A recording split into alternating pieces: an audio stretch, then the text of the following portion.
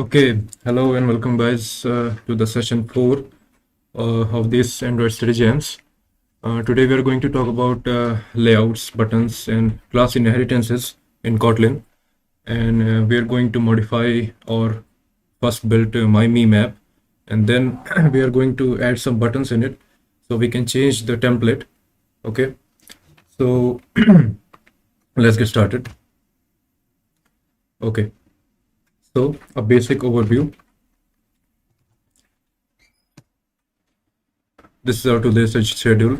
Basic overview of 5 minutes. Then the first section of layouts will be 35 minutes. Then the another section of buttons will be 25 minutes. Then the section 2 will consist of the class inheritance of 40 minutes. And then we will going to wrap up the unit 1 of the new to programming track. Okay. This is a part of the Android Basics in Kotlin course, which comes under the new to programming track. You can follow along. There consists of 2 units. Unit 1, the Kotlin Basics, and the second one is layouts. The layouts unit will be going to cover in session 4 and 5. Sorry, session 5 and 6. This is session 4. Okay. You can earn badges also by covering each pathways and completing them one by one. And you can also take quizzes at the end of each pathway. Okay, so moving on to the section 1, modifying layouts and adding buttons. So prerequisites are Kotlin programming basics, as we have talked about in the previous sessions. You have to know how to create and run a sample app in Android Studio. You have to be familiar with using text views and image views in an app. Then you have to know how to extract text into a string resource to make it easier to translate your app and reuse strings, of course. And then you will be learning in this layout section about how to add a button to Android app, not in this layout section, in the button section, of course, and how to add the behavior for when the button is tapped, how to modify the activity code of the app, and how to display a toast message also. Okay, let's move on to enhancing our meme app. Okay.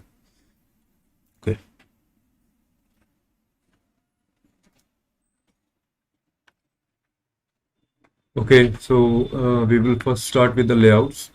Okay, and from understanding the basics of the layouts, we will then move on to the advanced layouts.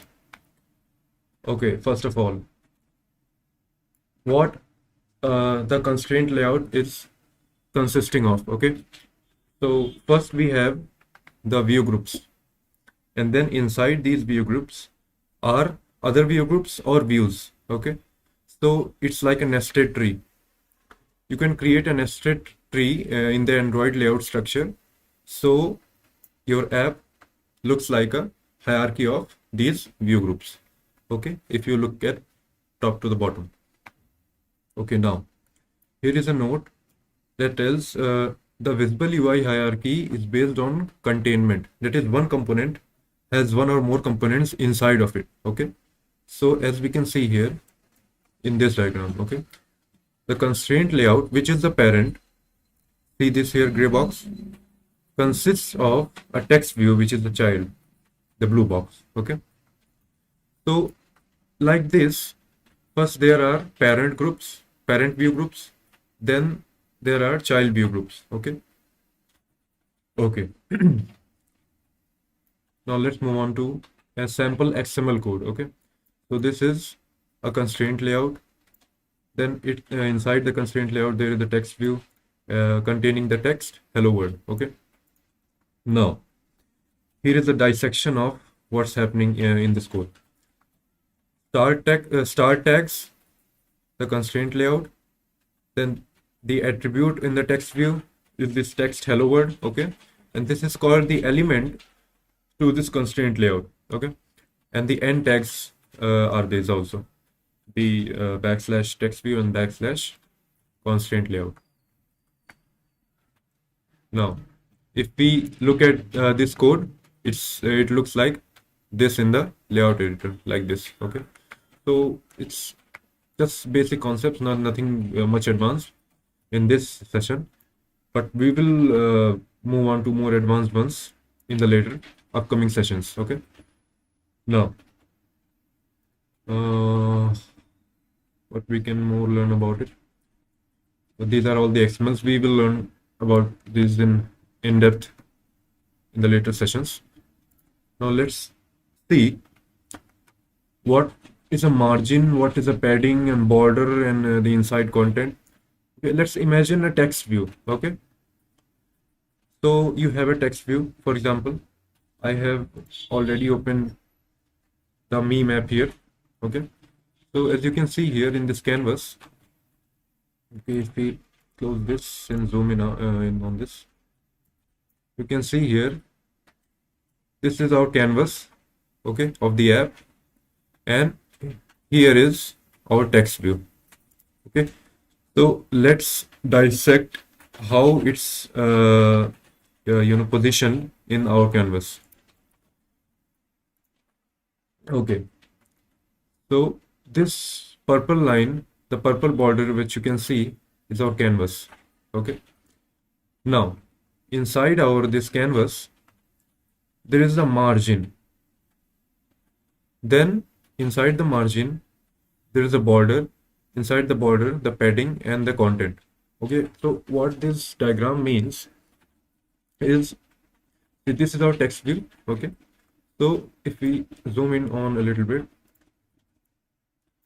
so this text here using other IDE, this is the content.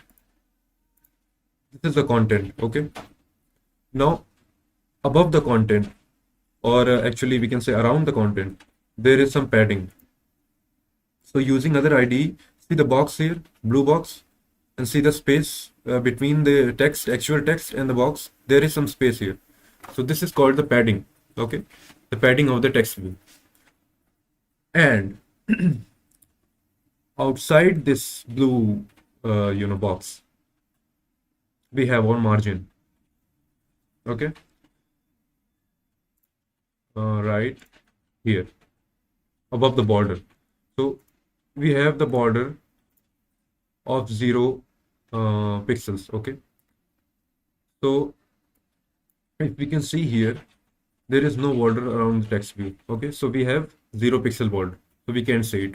Okay, but you can see it in the blueprint, because it is, the blueprint is given for the developing the actual layout, so you can see them there. And after the border and the margin, there lies our canvas, the actual canvas, like here. Okay, now, so this is the basic of the layouts. Okay, and see, there are some properties here that are defined already by the Android developers in the Android system. See the padding, Android padding top, bottom, from padding from the top, padding from the bottom, from the left, from the right. Okay, padding start, padding end, where the padding is starting with respect to the view, where it's ending. Okay, the left, right one, and same for the margin. See, layout margin top, bottom, start, and left, right. Okay, and there is some difference between the right, left, and start, and we will see them in depth in the upcoming session. Okay, you can also see them in the XML code in our me map here.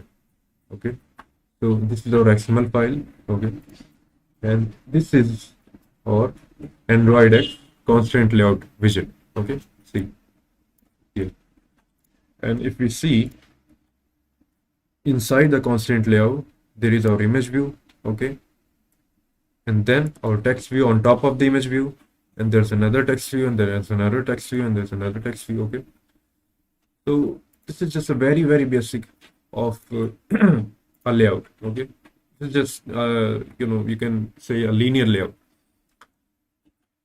So going through the tags one by one, first there's the ID. Okay, if we have the ID, we can reference this particular image view in our Kotlin code. Okay, so we can call, or we can even change the image view from our main activity.kt or any activity actually. Okay. Then we have the layout width, the layout height. So there are actually two types of values that you can give here, which are the default ones. First is the wrap content, and the second one is the match parent. Okay. Okay, so if we split it here and see the text view, wait a second. Uh, Going to the image view and see the layout width. Two default ones are match constraint and wrap content. Match constraint or match parent. Okay, these are the same. So wrap content means the text, sorry, the image inside the image view. Okay, so as large as the image gets, the view also automatically adjusts its width or height according to the image inside the image view. Okay, and match parent or match constraint, it means that the image view just expands to the actual width or height of the image of the constraint that's defined. Okay, so here outside the image view we have the constraint layout. So if we write here match constraint or match parent, then it will, the image view will just expand to the maximum. Okay, so these are the two, and then the content description, which defines what the image contains and what it's about. Then the layout constraint bottom, and these are some constraint tags. Okay, you don't have to go in depth in there. You can just define them in the design over here. And then there is, src compact. Src compact means the actual image which we are placing in the image view. Okay, and you can also see this icon here, so it denotes an image is called here. Then there's our text view with the same tags, besides some text exclusive tags like text, text size, text style, font family also. Okay, now let's see. So yeah, this was the basics of the layout and the style your text view. This is then add an image view. Yeah, we have already done that, so there's no problem in that. Okay, so we will go in depth in the upcoming sessions about the advanced layouts. Okay, so make sure you check out later videos too, or later live streams. Okay, now let's modify our me map so it looks good. Okay, so first we can select the image view and we can see that why a white space is here. Okay, so if we open the actual image here, we can see that there is no white space here. Okay, but there is here. So it's doing what is that it's adjusting the size according to our canvas height and width. So let's say the constraint is also matched. Okay, so let's say if we were to give it match constraint, it's still not changed. Okay, because the constraints are already set and it's just constrained the top and the bottom and the left and the right, and the image width and height is automatically not adjusting. Okay, so we have to give something else to it. So let's see what we can do. Okay, let's start from 10 dp. Okay, let's see 10 dp what it does. Okay, now 1 dp, yeah, it's going down. So let's say we give it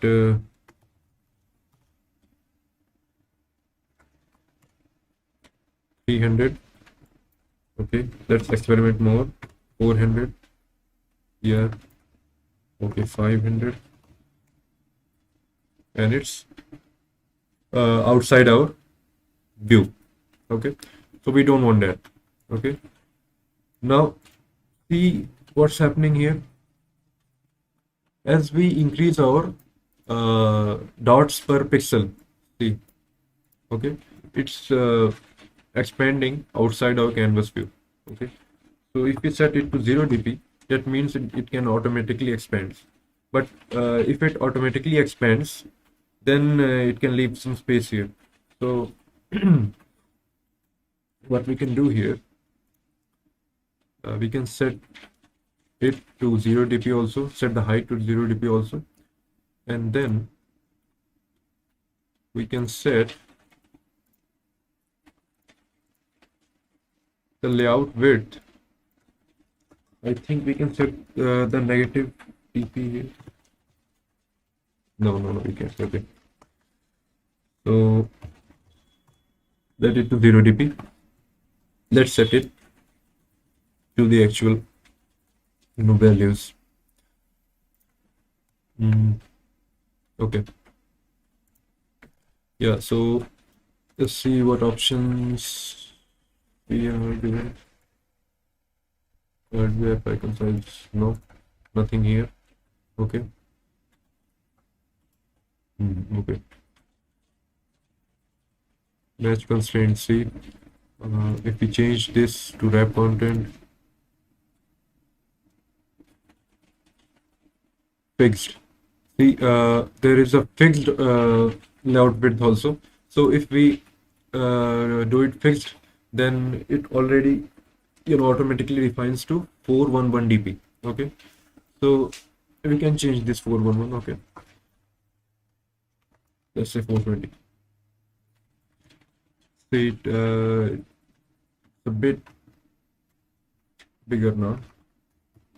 Let's say 430. Now it's good. Now it's good, but it's not better,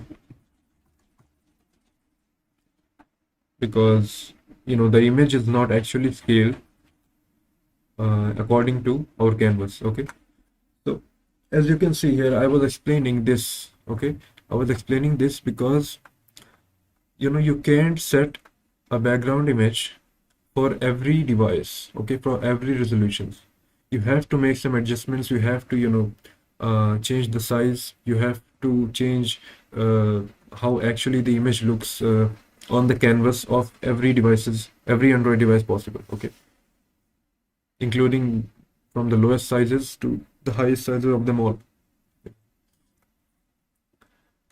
So if we hard code this setting, layout width setting, then it can work on some device, and then it cannot work on some other device. It can just go outside the canvas if we run it on another device. And for checking it, we have a very good tool in the Android here. Okay, so we can check it on any other DPI possible. Okay, see, the 5.0 inches full HD one. This is our pixel.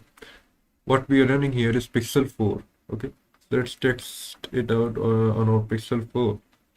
See, 5.7, 1080 into 2280, 440 dpi. Now see, this 425 dpi that I was defining earlier. See how this compares.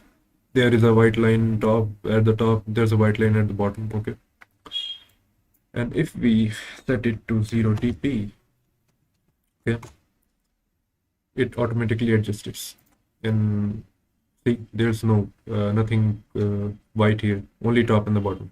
Okay, and the text views are also a bit misplaced because they are constrained from the top and the bottom. Okay, not from the image constraint. So these are some things that are a bit more advanced in the layouts, and we are going to see each and everything in our next session, the session 5. How the advanced layouts work, how the constraint works, and how the constraint chains work actually, and how to group the view groups together to form one constraint, and stuff like that. There are uh, plenty of stuff like that. Okay, so this is our view on the Pixel 4. Okay, so now let's move on to adjusting how the text looks, because it's not looking very pretty, very mimetic. So let's build it more mimetic. First we have to change our text color here. Okay, so let's give it a pure black. Okay, so now you can see here it's a little bit of more visible. Okay.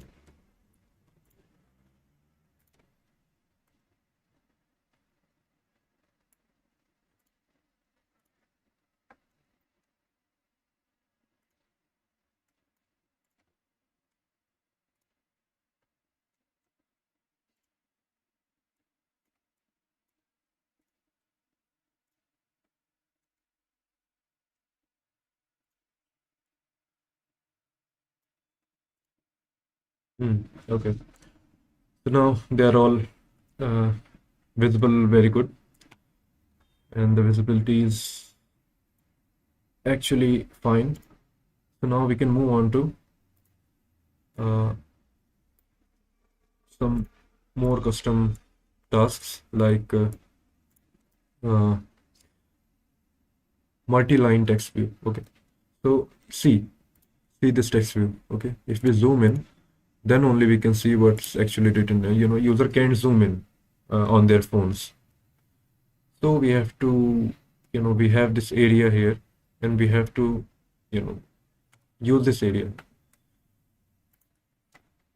Now let's take our multi-line text right here, okay, and place them here first. Okay, and let's write some text here. Okay, so it has intelligent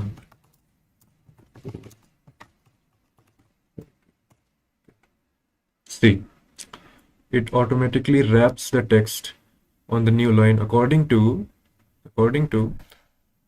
the size. Okay, so let's delete this one and place our new multi-line text here. Okay. And now we have to constrain it also.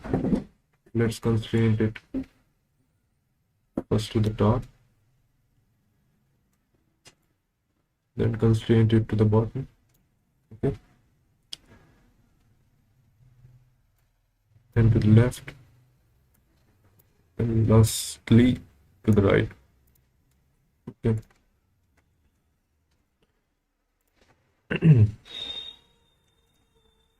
And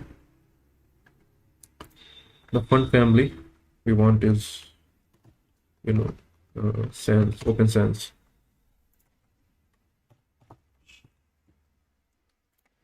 Yeah, and the font size we should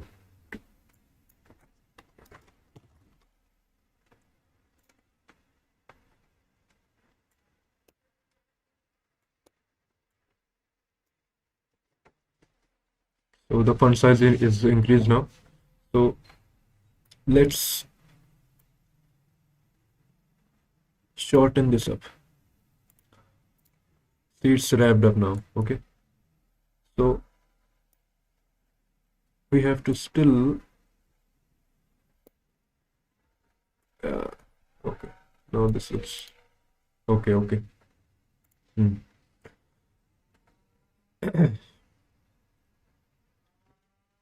And the color to black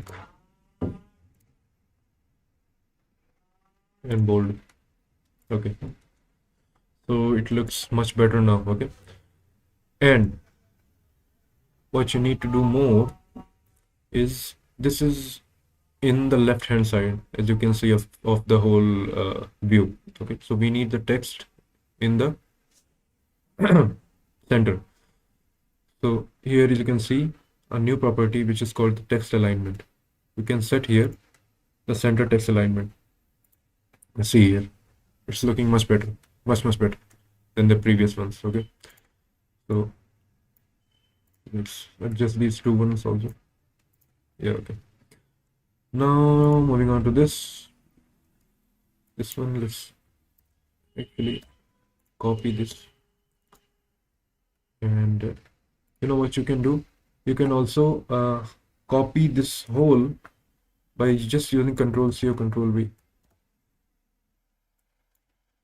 See, there's a copy created with the same text appearance, font family, text style, text alignment. See, it's just very easy with the Android layout builder. Okay, so let's just copy and paste.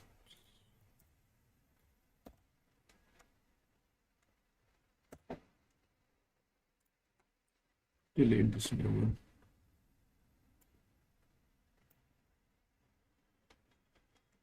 And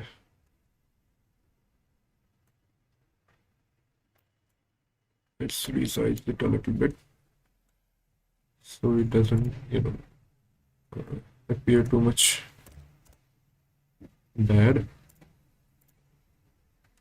Okay, 16 SP is not doing, so we will do 14.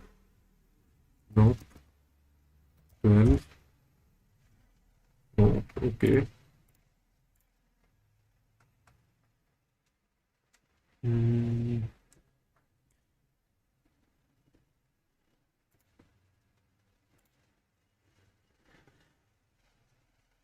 Oh, okay. Wait a second. Okay, I have to adjust the text size.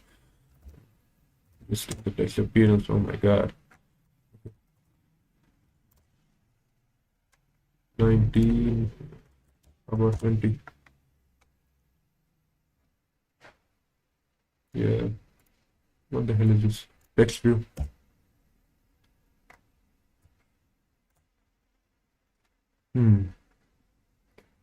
Okay.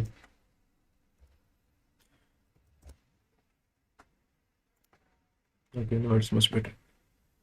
Fast and feature it emulator. Okay. So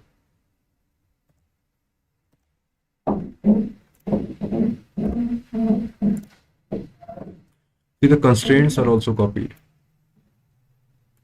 When you control C and Control V, any view group or view, the constraints of that view groups and views are also copied.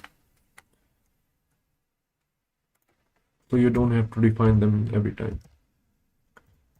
These can be, annoying also, because if you're creating, just copying the properties only, not the constraint, then you have to delete the constraints first and then set it. So it's up to you.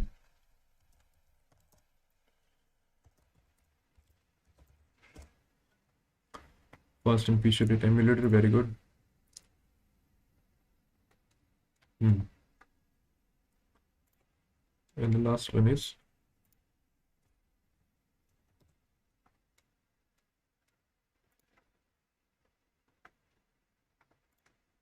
layout editor and APK analyzer.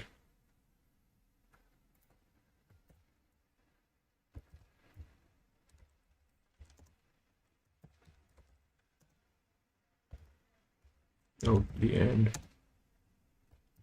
Remember this end here, you have to replace it.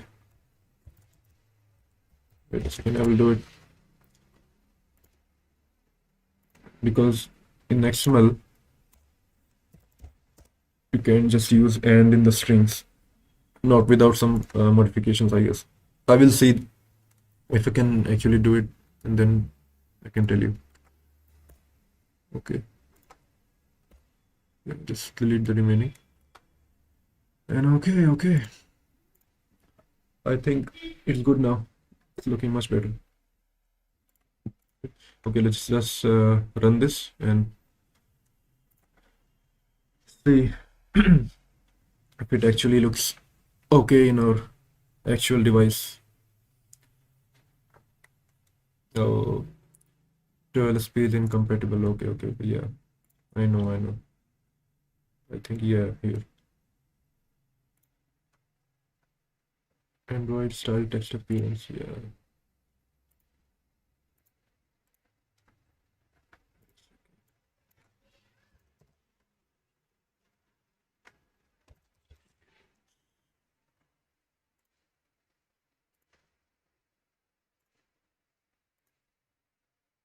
Wait.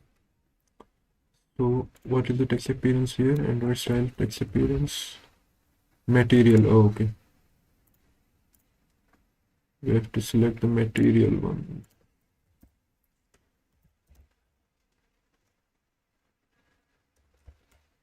Text appearance. Appearance. Dot material.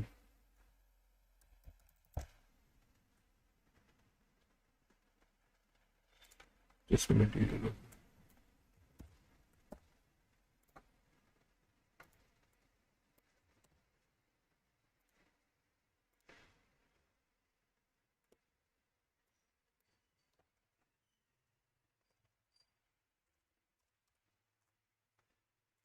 Same.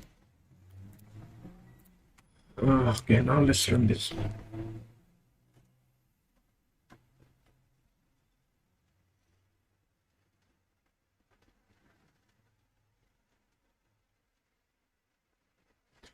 Here is our emulator success, and there you go. Okay. Okay, so according to the display of our device, you can see our hard-coded values here. Okay, so we hard-coded every one of our text values, and you can see here it doesn't fit according to the image sections. Okay, so you can chain these constraints according to the actual image view. Okay, so we'll be chaining these in the upcoming session, but today was the topic about the basic layout structure. Okay, so this was the basic layout structure and the XML structure, and this is more of the properties of the text views and the image views. Okay, and we will also see how to actually adjust the images there so that it can fill our canvas space. Okay. So now let's move on to adding buttons. Okay, so we will first resize our image so it contains only this much of our canvas, and then here we will add the buttons in this remaining area. Okay, so let's do it.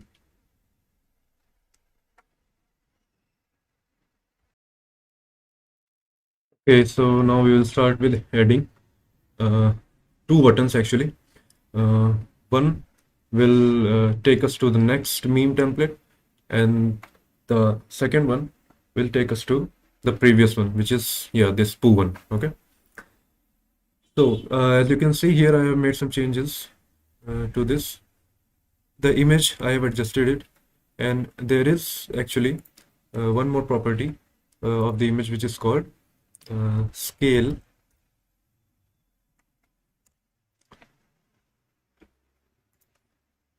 type. Okay, so here you can see the scale type. I have set it to fixed XY, so it will expand according to the constraint which I have set. So if we set it to center inside, see, it's adjusts in the center. Then fit start, it just jumps up. If it's set it to center, see it expands into the center, okay, and takes the whole actually view. If we set it to fit XY, it will automatically resize according to the constraint which I have set. Okay, so for the text also, there is another property. You can search all the properties by clicking the search icon here, which is called max lines. Okay, so here, as you can see, you can set the max lines to 3 for the multi-line actually view. And what we were using before was this multi-line text widget, which can edit the text actually. So we will edit the text and take the user input in the upcoming sessions. We are not doing that now, so let's just ignore it and just know that there is an option of max lines that you can set in the text view. Okay, so everything is just adjusted, and let's move on to the buttons. Okay, so this is a default material button, as you can see here. Okay, and this will go into our constraint layout, and the button will be constrained according to the image. Okay, so it will look something like this. Okay, with the constraints and all. So first we have to place the button, and then we have to position it. So it's in the common section of the palette. So just like drag and drop, you can drag and drop a button. So according to the theme of the app, the button color will be adjusted. So this is a purple theme app, default one actually. So this is a purple button. Let's drag one more. So this will be our previous, this will be our next. Okay, so let's yeah, let's first we have to position it. Okay, then we will change the other properties. So for positioning, see the baselines here, the dotted ones. Okay, if you can't, I can zoom in a little bit. Yeah, okay, see, so we can select the baseline and just place it according to there, or we can create a more complex layouts and place them. Okay, so now we have our two buttons, and let's set the constraints. So first let's set the constraint of the left button. Okay, so left to left, this one to bottom. Okay, and then we can set it to our image here. See, it automatically adjusts. Then the right one, just like that. There you go. Okay, and then what we can do, I guess, is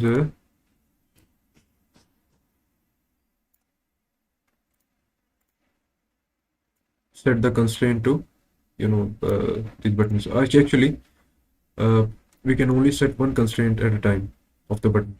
So we can just we can remove.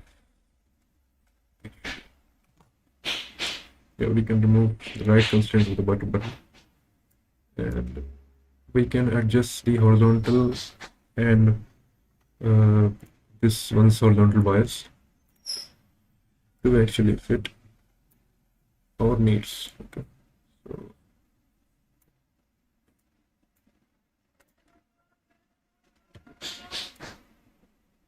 this does the job mostly. Okay, this does the job, not more advanced in which we are looking. So here you can see from the right it's 64, and the left is from 64. Okay, so there you go. The buttons positions are set, and actually now we can run the app and see if it's actually looking okay.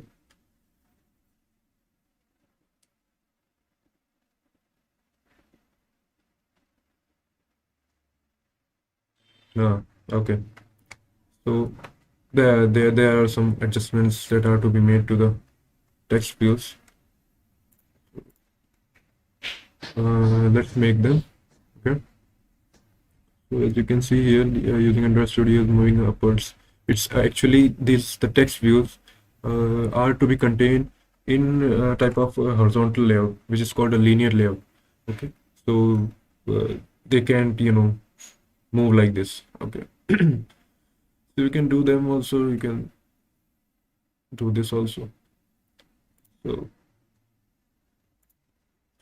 it's not according to our mobile.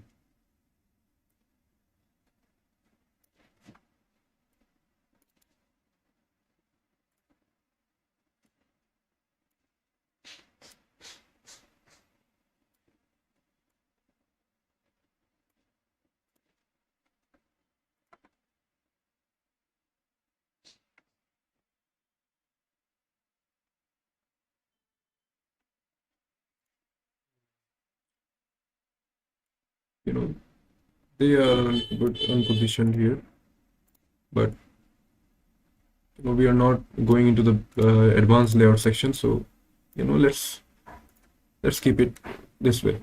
Okay, let's focus on to the buttons and other things. So the buttons are good. See, you can tap it here. Okay, so let's keep this running in case we made some changes. Then let's modify the text of the button. You come down, see here it says button. So let's name it previous. See, as we rename it, it automatically adjusts its size according to the content. Okay, so this is the default behavior.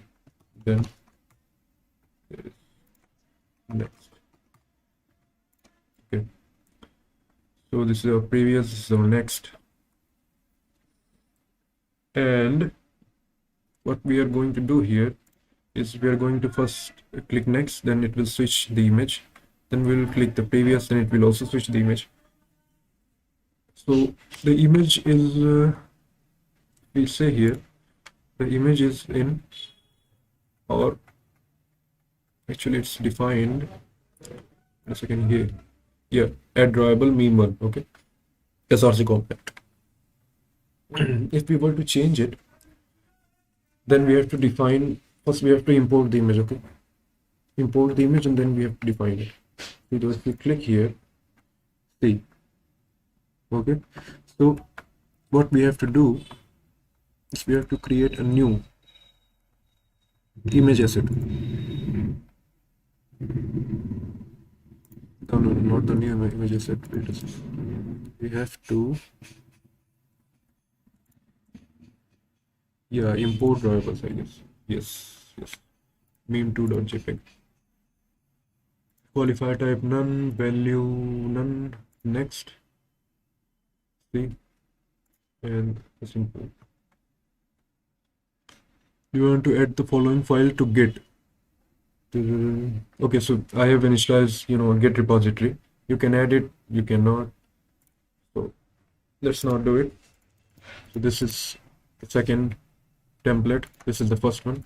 Okay, so we are going to use the first one, but actually we can change it to the second also if we change it. See, the image size all automatically adjusts according to the views.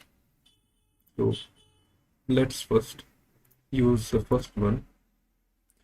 Remember the second one. The difference is add drawable / meme2. Okay, we will call this from the main activity.kt. Okay. So now let's move on to second one. Let's move on to the code part. Okay.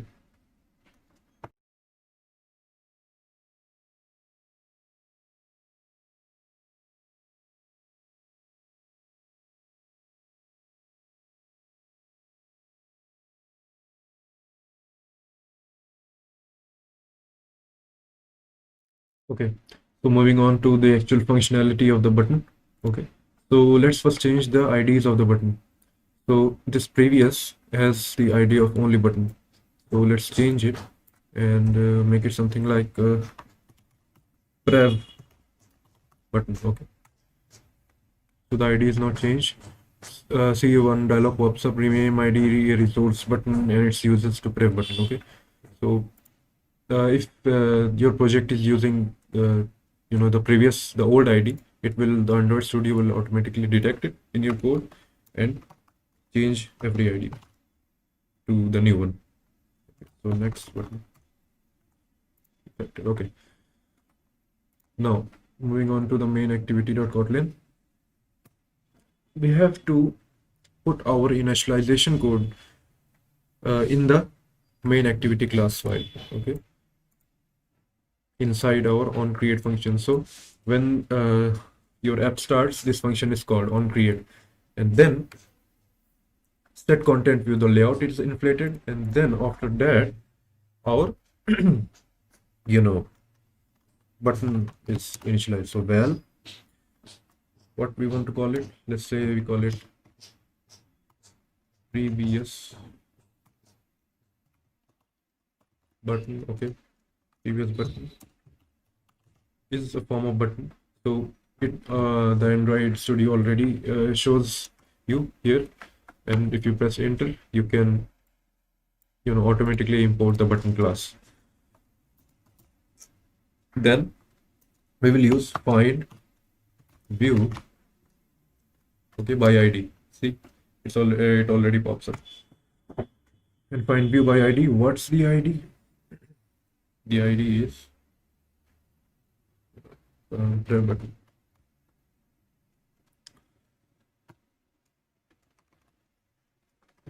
It's side, I guess. Yeah.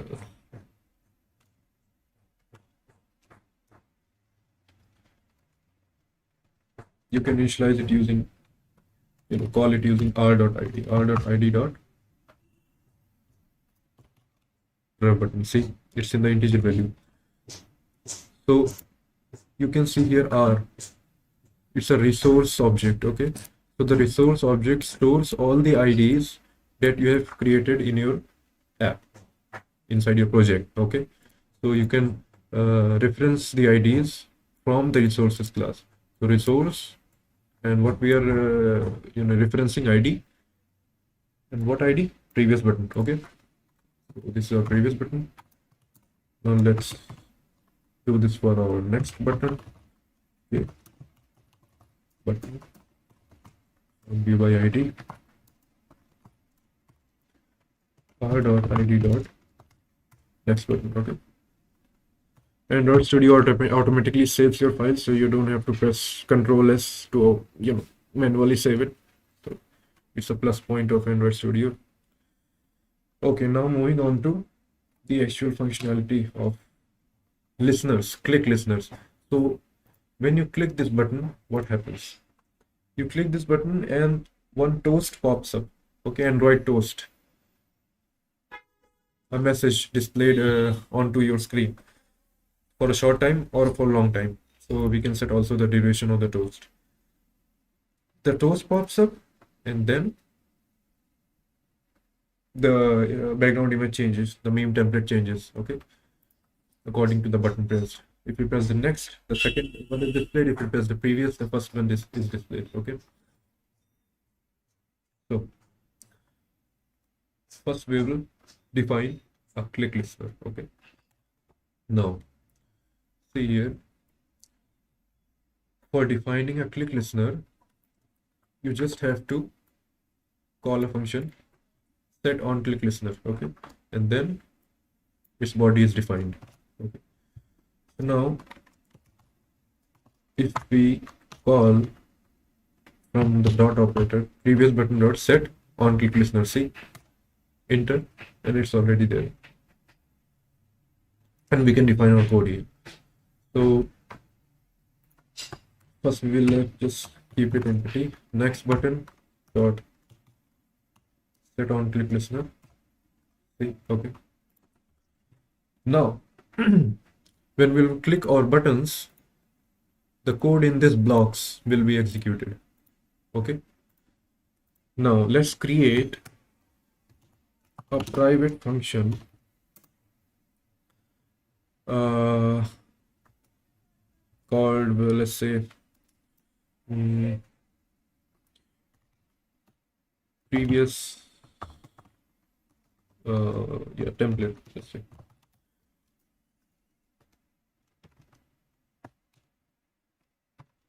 Okay, previous template,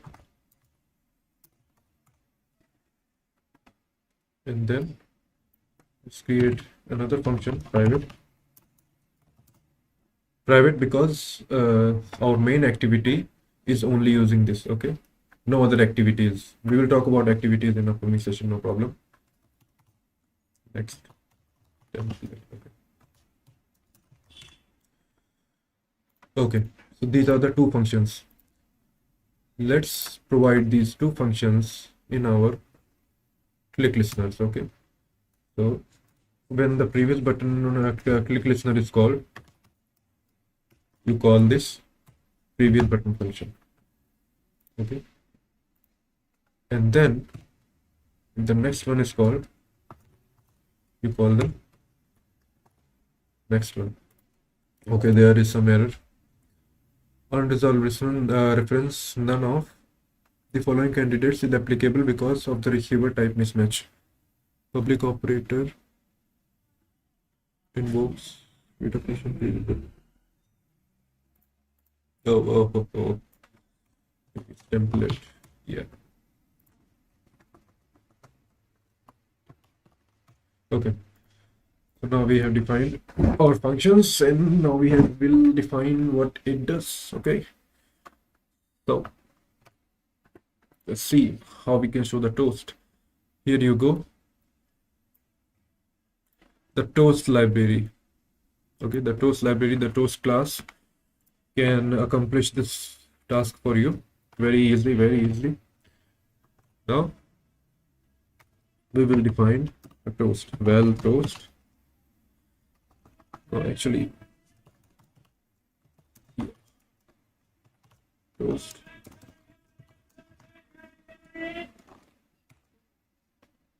See, it's automatically imported now. And as we call the toast, we will provide tree. This means it will pass our layout context, our layout context into the toast library, so it knows to which activity actually the toast is visible. Now to the string part, what it will display, showing previous meme. Okay, and then toast length. Okay, so toast dot length long, length short. This is the duration, so we will say it length short. Okay, there is some error. Too many arguments for public constructor toast. Okay, oh, we have to call the make test. Okay, yeah, make text. So this is a function you have to call if you want to show the toast, not actually the class you know.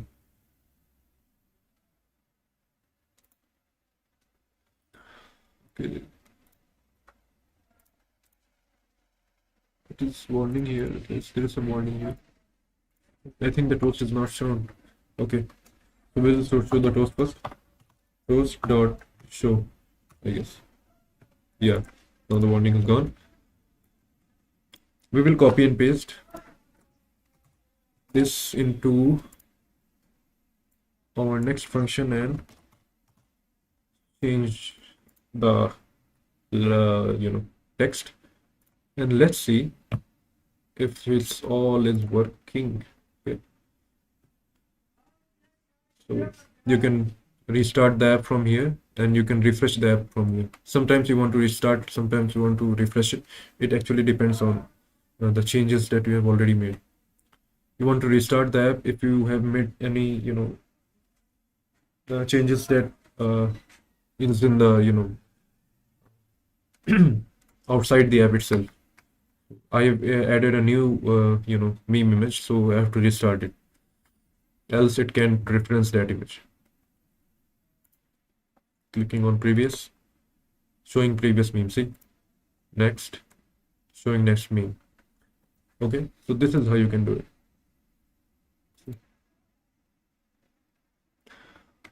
Okay. Now, our main task, changing the image. Okay, so let's see, previous template. If we are on the next template and we want to switch to the previous template, what we shall do? First, we have to take the image ID. Okay, so we have to take the image ID. Let's say well image.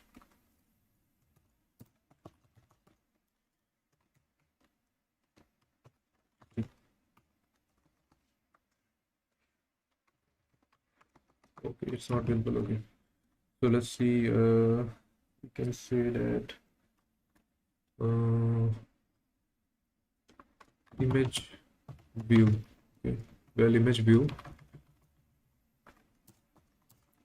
and find view by ID r.id dot the image. Okay, so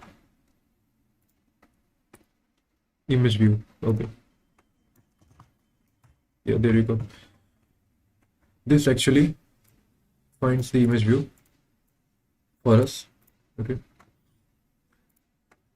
and then we can change to our next image view dot set image resource. Okay, and we have to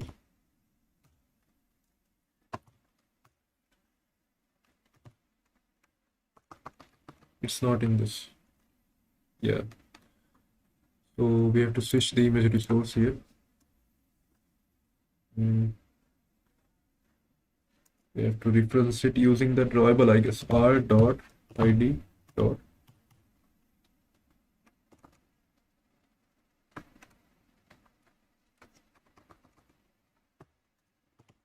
r dot drawable, not the ID, because the ID is not set.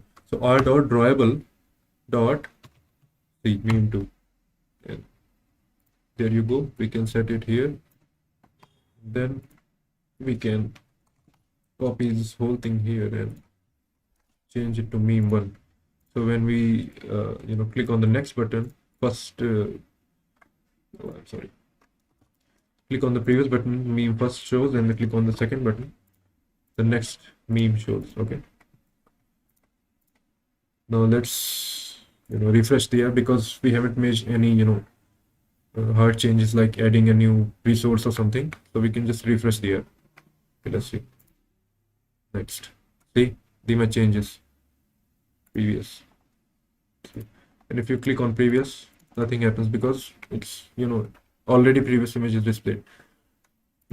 In the upcoming sessions, we are going to develop apps, and we are going to follow best practices for defining these values. So we are not using the same values again and again. See, we are creating a toast. See, and then using this code again, we can just change the text here. Okay, and reference it elsewhere, and see the image view. We are using this again. So this is considered not very good practice. So we will be taking a look at good practices in the later sessions. It's working. Okay, so now we will move on to our section 2. Okay, if you have any doubts, just ask them in the YouTube live comments. I'm going to answer, as this is a pre-recorded session. So No problem in that. I can pause this video and answer your queries. Okay, let's move on. So as the layouts and buttons section is ended, now we can move on to class inheritance and visibility modifiers in Kotlin. So its prerequisites are basic concepts of programming in Kotlin you have to know. In particular, the main function program, function arguments that return values, variables, data types, and operations, sorry, as well as if-else statements and also when statements, if you know that. You should know, and you should be able to define a class in Kotlin, create an object instance from it, and access its properties and methods.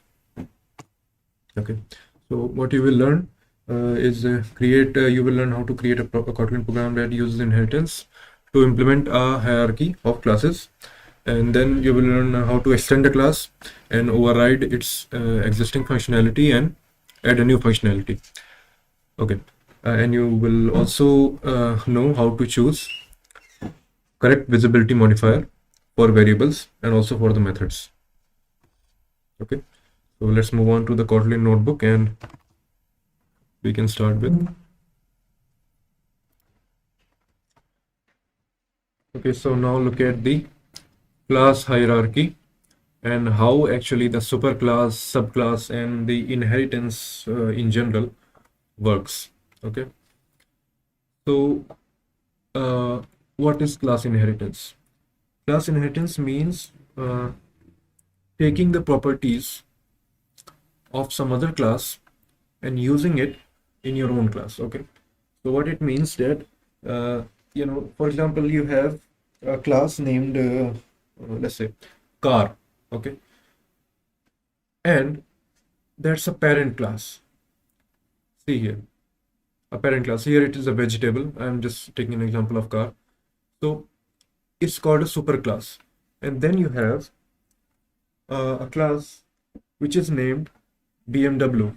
Okay, so BMW, what it does is defines the properties, some properties of itself, and then inherits some of the parent properties, the superclass properties.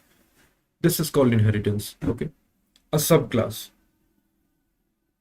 and then let's say there is a class named BMW engine. Then the BMW engine inherits some of the properties of the BMW class, which inherits the properties of the car class. Okay, so this is called the class hierarchy. It's not actually very difficult. It's very easy. It's here they have taken the example of vegetable class.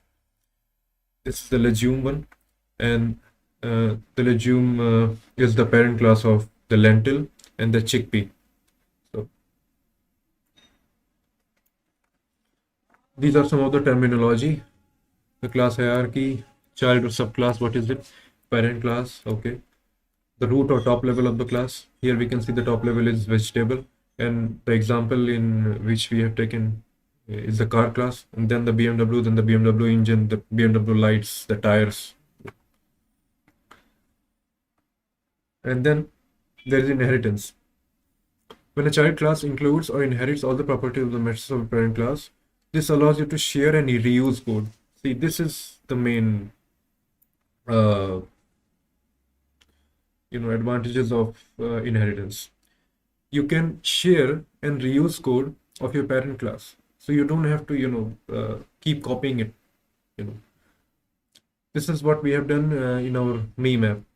We have created a variable which is used again and again, so we have created it again and again. We don't have to. We can just create it one time and then just reference it or use it again. Okay, so this is what inheritance allows us to do.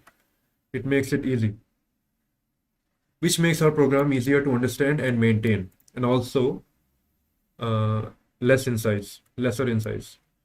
So your apps will be much more lesser in size in Play Store. So users are more likely to download your app.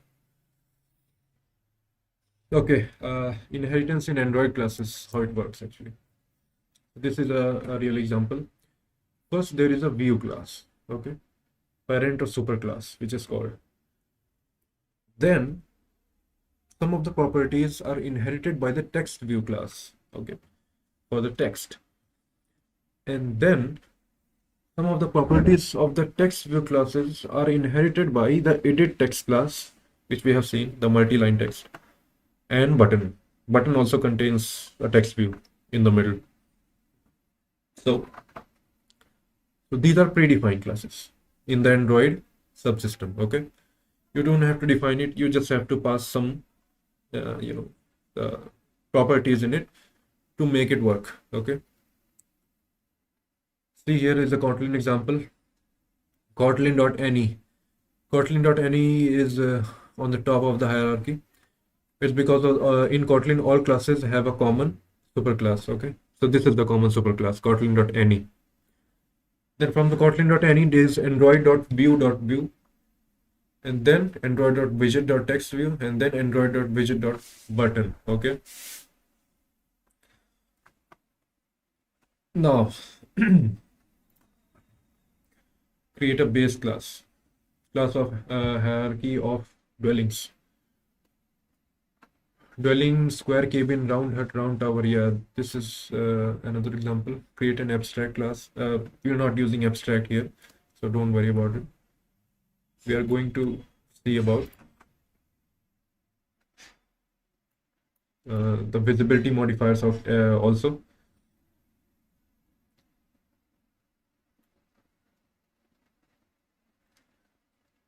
Okay.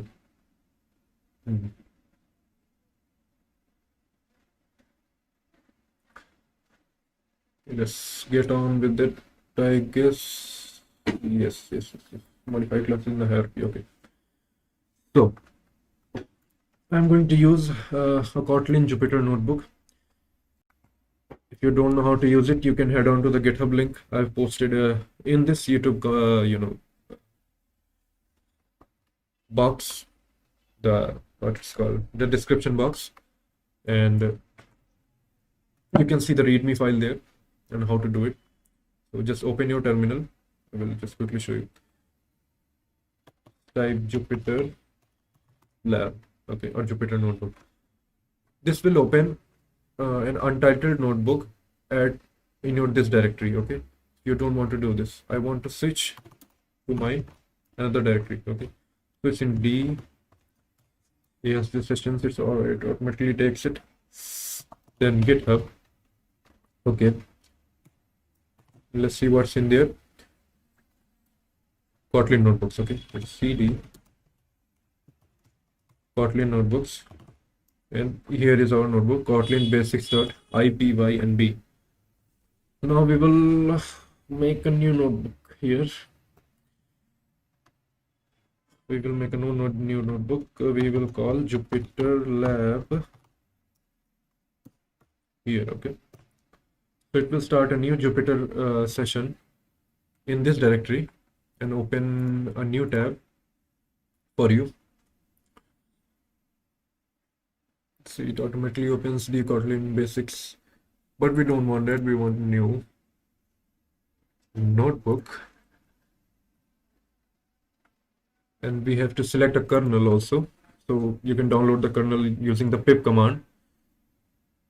You can see the instructions in the README file in the GitHub.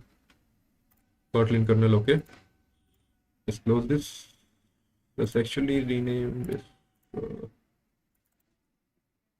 Rename it to Kotlin class inheritance, or Kotlin advanced. Is this? These are the things pretty much advanced. So we will put the abstract classes in this notebook also. So in the upcoming sessions, let's see.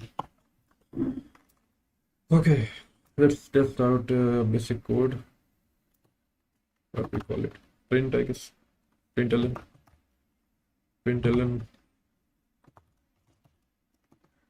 Hello, Kotlin, run this. It's running, it's taking its time. Hello, Kotlin, okay. Very good. Now let's moving on. Moving on to our super class.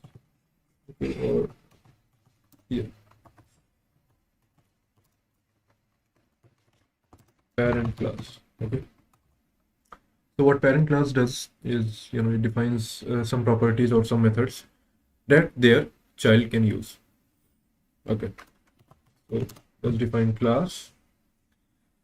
We were talking about car, right? Let's say car, class car.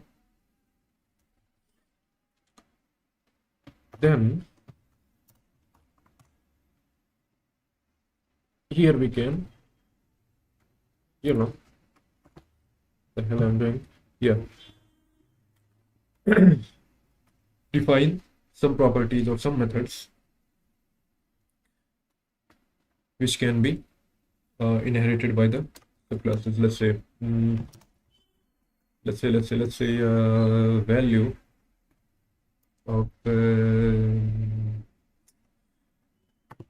color, which is a string.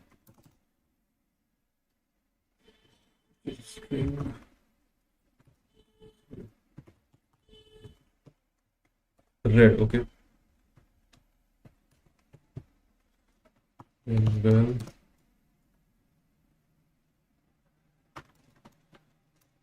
the length, let's say length. Length is, I guess, what you can say is, let's say 2.5, I guess. 2.5 meters, okay, 2.5 m. Well, let's let's say 1.5 meters, okay. So three properties: color, length, breadth, okay. Then some functions also, if we can define it. Let's say fun. Then let's say start ignition, okay.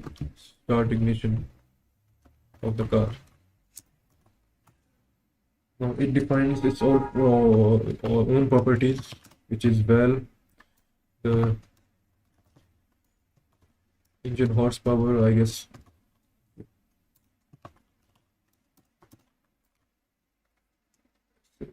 Let's say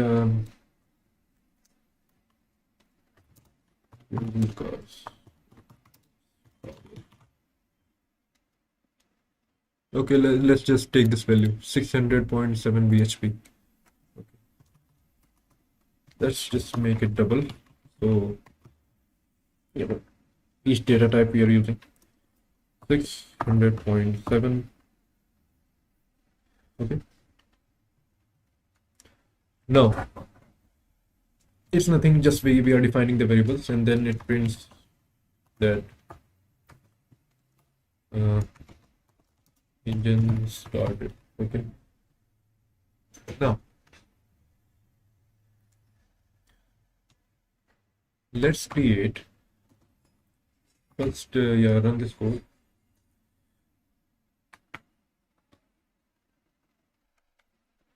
Type mismatch, input type int.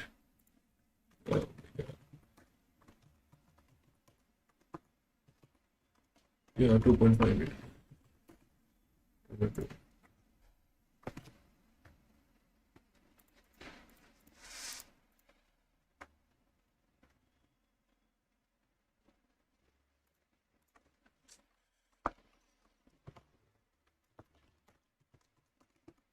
Okay. Let's make some corrections here. Okay. Cool. Now,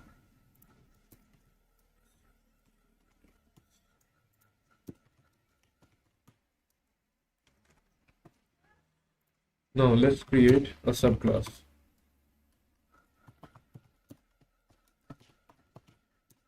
Child class. Okay. We can create a class named BMW. Now, we can override. We can use the keyword override to override the color and the everything that we are inherit from the class. Okay. So before overriding, of course, we want to inherit. We will use this colon operator. Okay. Colon car. See, we are inheriting from the car, all the properties, everything. Now let's see if it's working or not. Where override color. And let's see. Blue. Override length. Let's see 2.7. Override breadth. I think this can give us the error, but I don't know.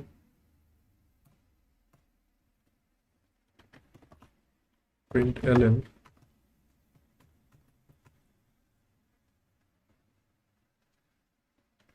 Print ln.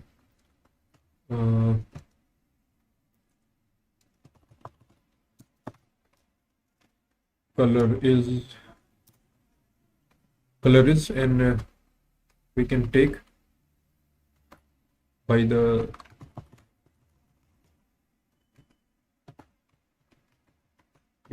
this operator and operator, the color value. Yeah, the parentheses are also involved or what? Okay, I don't know. Just see if it actually works. Okay, length. Okay, length is length and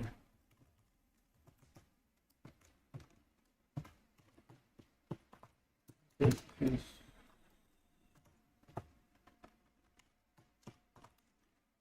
right. Okay, let's run this. Oh, okay. Expected member declaration. Okay, let's see. I think it's expecting this.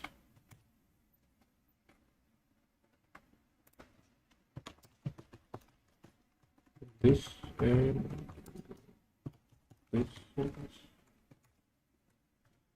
Okay, no. This is not okay. So the error we were making is there is a one more keyword that you need to use in the superclass to make it inheritable. Okay, so see, if we try to inherit, it says this type is final, so it cannot be inherited from. Okay, so line 3. Okay, yeah, so it's saying that car class is final, so all classes are declared as final unless you declare it with open variable, open keyword. Okay, so the open keyword does that. It allows its childs to inherit the properties or objects and functions from it. Okay, now it's still showing the error because you have to explicitly use open keyword for every property and methods. Okay, so the Kotlin knows which to override and which to keep it final and for only superclass and like that. See, it's gone. now what we want to do is print everything. Okay, so now we will create a new object of the BMW and print it. Okay, so now let's create BMW car is equal to BMW. Okay, and I guess that's it. BMW, and we have to reference BMW car dot yeah, BMW car dot wait a second. Okay, print, right? Print BMW car dot first color, I guess. Unresolved reference BMW car, BMW. Okay.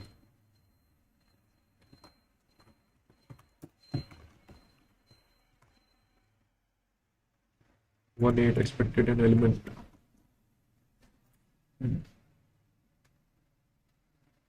Okay. Expected an element. 189. Okay. I always forget. The val. Oh my gosh. Yeah, it's the Python side effect. There you go. Blue. See, it's not printing red because we have overridden this color with blue. See?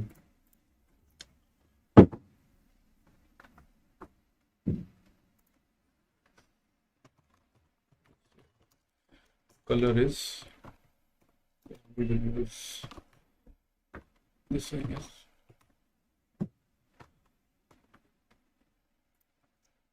Oh, okay.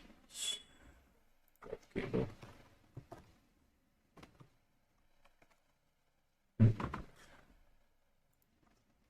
Or we can call in the string, wait a second. Calling values in strings Kotlin. Just a quick Google search.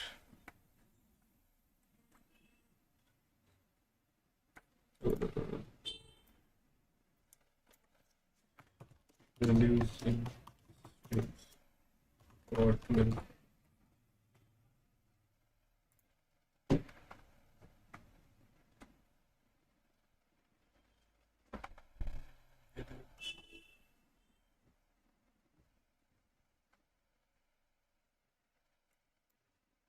Okay, yeah, we're doing it correct. Yes. Okay, why it's not showing?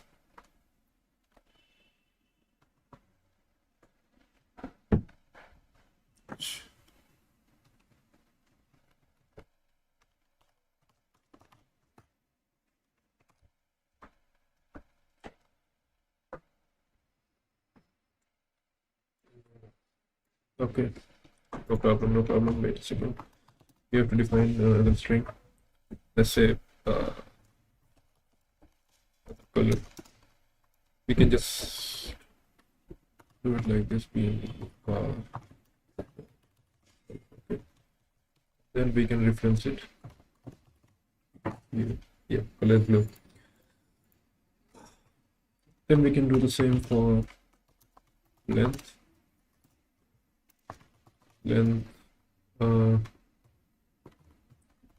BMW dot length.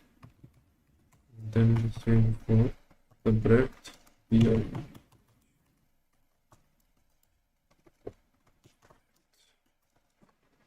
BMW. Okay.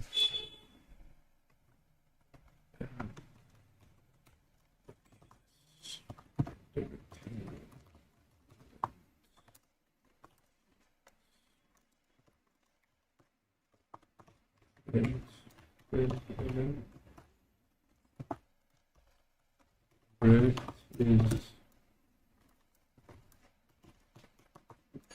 okay. There you go.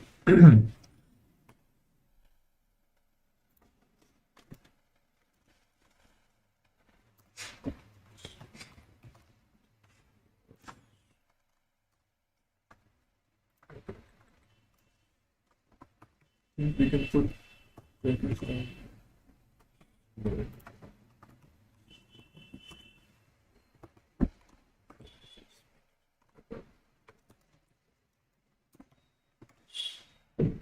Okay, so this is how you can inherit the objects of a superclass in a subclass. Okay, then actually also we can call the start ignition from here, but we have to first override it. So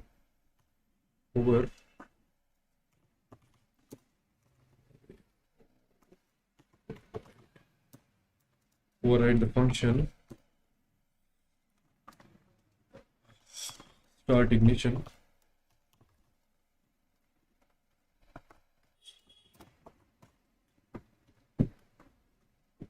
and then we can modify the superclass and start it with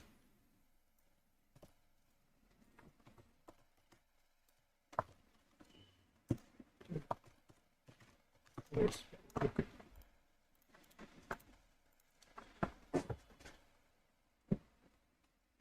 We can just override the function and just keep it this way. I think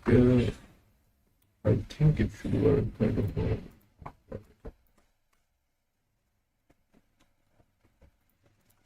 Okay, let's see if it works. Okay, so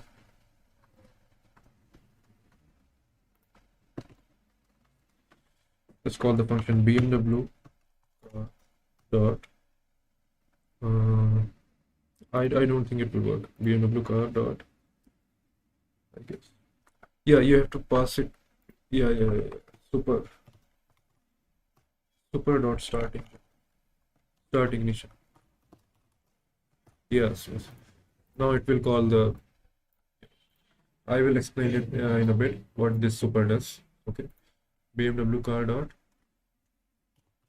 start ignition. Yeah, engine started. There we go. So what it does is it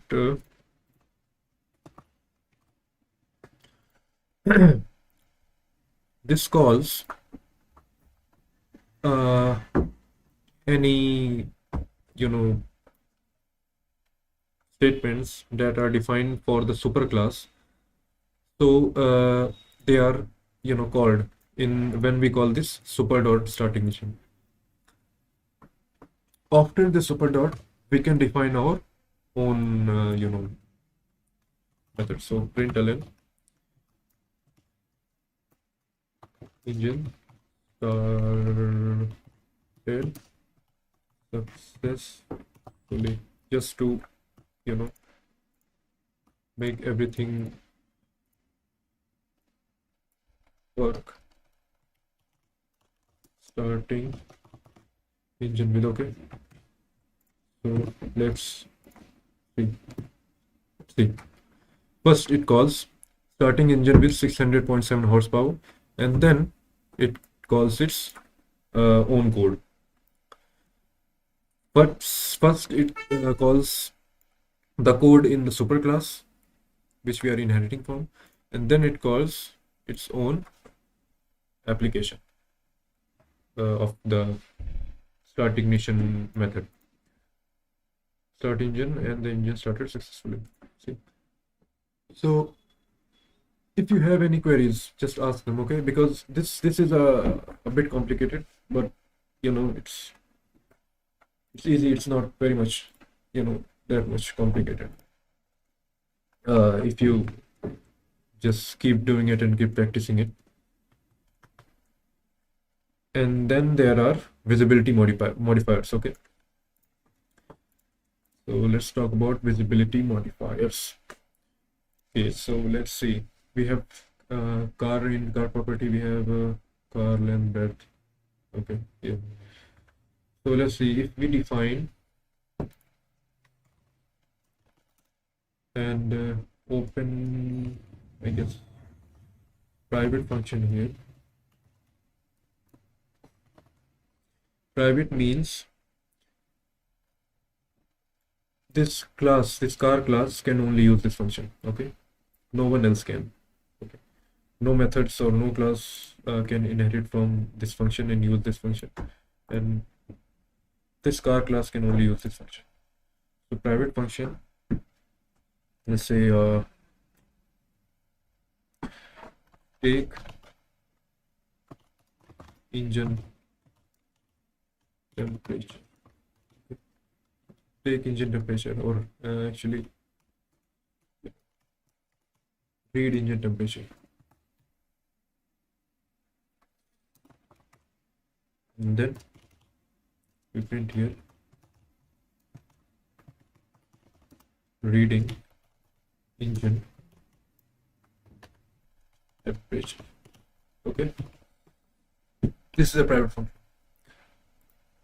Now there is also public visibility modifier, Kotlin public function. So public function, the public visibility modifier or keyword does that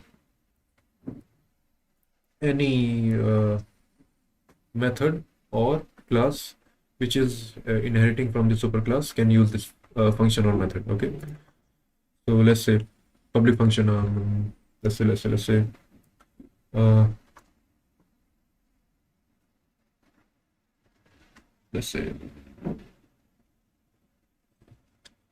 start wipers, I guess. Start wipers. Okay, so println starting wipers. Now if we were to override this read engine temperature function,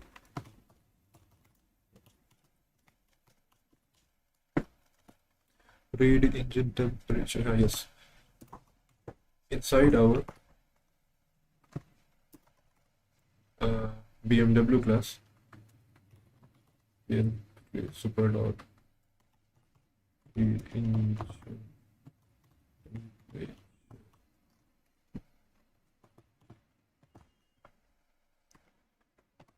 Then it will throw a warning.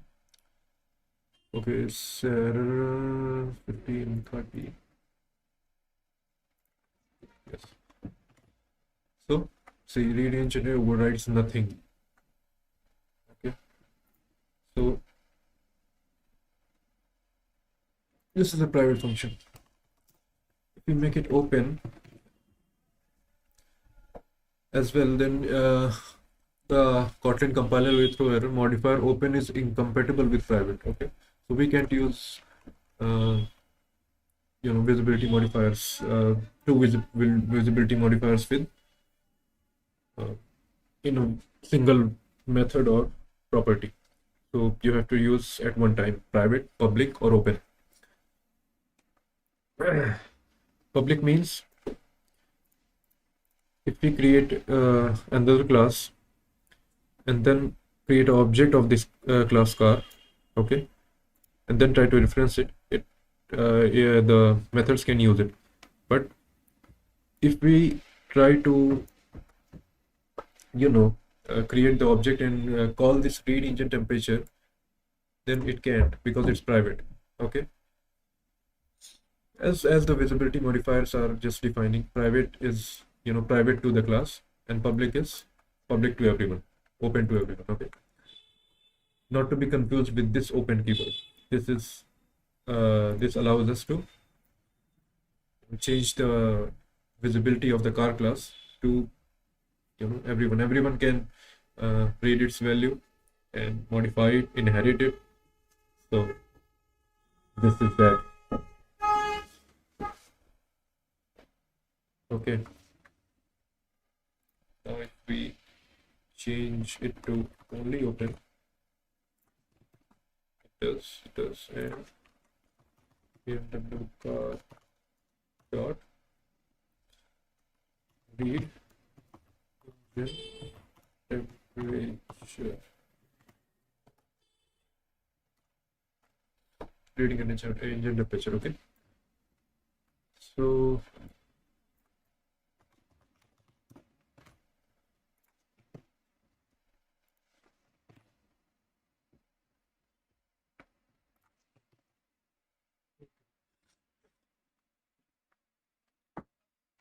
See, public open function, read engine temperature, unit defined in line EAA has no access to private final function read engine temperature. Okay.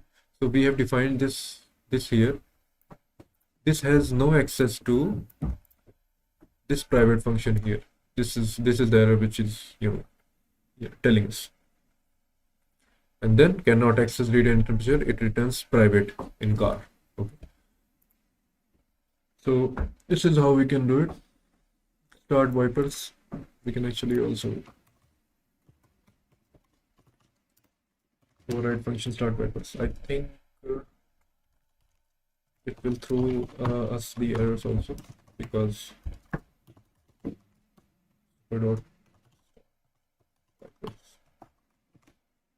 yeah, start wipers in car is final, cannot be overridden. Okay, and if we make it open, see the error is gone. It can be overridden, and we can use it to our needs and call them here start wipers. This is not throwing the error because how the notebook works is they save from time to time. So in the history, when this code block is successfully ran, it has already saved the object, so that object is called here. So this block is not throwing the error. Okay. So there are very much in-depth topics in these, and you can just go to Google and just quick search visibility modifiers in Kotlin. Okay, Kotlin. Okay, so here you can see the link. I will be posting the link in the presentation also. You can check it out. See, there is one package also, okay, which we have seen in the Android app. The private, public. There is one also internal. Okay, this is much more advanced, and there is protected one also. So you don't have to use the internal and protected. These are for the libraries. We have to use only private, public. If we have to use, then we have to use open also, but no need to use open also. So I think we are good. We can delete this and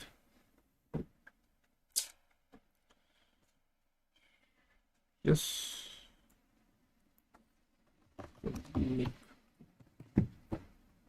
Okay. So now I will be uploading this to the GitHub. Okay, so make sure to check it out, and I'll be posting some updates also and quizzes also for session 3 and 4. So make sure you attend the quizzes and answer them. So it will be very easy for me to keep track of what you are actually learning and what in what topics you are struggling. Okay, so let's end this section. Okay, so it's a wrap of unit 1 of the new to programming track, and we'll move on to the unit 2 in the next session, the session 5.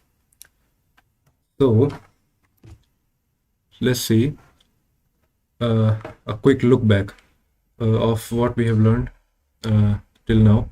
So we have learned the basics of Kotlin, the data types, variables, conditional loops, different types of Kotlin syntaxes, functions and their parameters, classes and their arguments. Okay, we have learned about the Android Studio, the installation, configuration, customization by themes and plugins, optimization for low-end hardware. Also, we built our first Android app, built our first My Meme app, modified the layouts in the app, added buttons in the app also. And we learned more about the advanced topics in Kotlin, the class inheritance in Kotlin, and how the methods are overridden from a superclass to a subclass. And we also learned about visibility modifiers, the private public keyword, also the open keyword also. and the override keyword. And we learned how to make an app with the best practices, extracted hard-coded strings and properties, more little things that make your app look, feel, and perform more modern. So these are the things that we learned in the unit first, and we will continue from the session 5, the unit 2, which is the layouts and taking the user input from the user, and more advanced methods of coding your app. These classes are fairly bit longer, but you have to take the best of them. You can also rewind. You can play it at 2x speed, so you can complete it at your own pace. But the basic concepts have to be known to you, so that you can clearly build any app from scratch. Okay. So these are some additional links. I'll be uploading them to Google Drive, so check it out. And also I'll be uploading the Kotlin notebooks and sample apps to the GitHub repository of the DSC BVP Pune. And thank you everyone for tuning in this session.